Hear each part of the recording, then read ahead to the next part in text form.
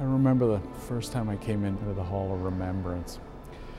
I had just gone through the exhibition, and the emotion, the power of this story was so strong that I came in here and I broke down.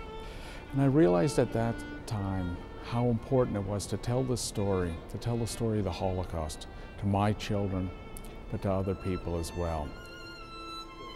What Arthur Szyk was trying to do in the 1930s and 40s was really inform the world about what was happening in Germany to the Jews.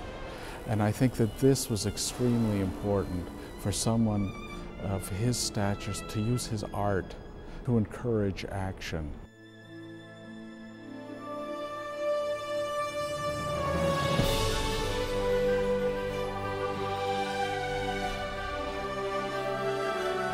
This is nothing short of spectacular. Quite fantastic.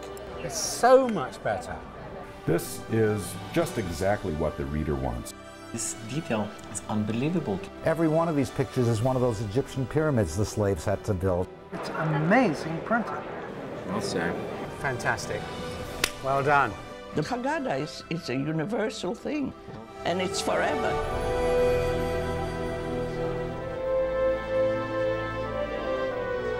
We're at the San Francisco Antiquarian Book Fair, and I'm bringing to the public for the very first time the new edition of the Szyk Haggadah.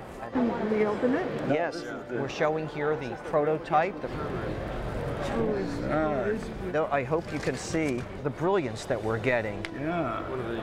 Yeah, this is it. The tail is wonderful. Boy, the lettering is very sharp. Can I see it? Yeah. Seymour Fromer and his wife Rebecca, they had lived with Szyk for decades.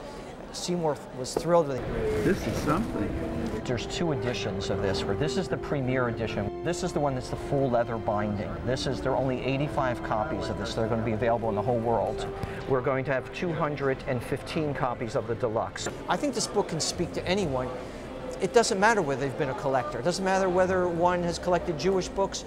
If one appreciates just great books, or if one's never even appreciated books before, this will bring them into that world. This is something to pass on from generation to generation.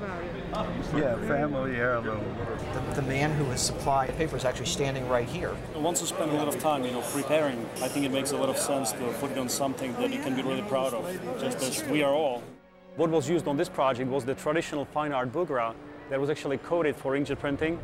They were the first manufacturer on the market, actually exactly 10 years ago. At those times, it was mostly dye-based inks, and there's not really much of light fastness in dyes, to produce archival quality that you could actually count on for centuries to come.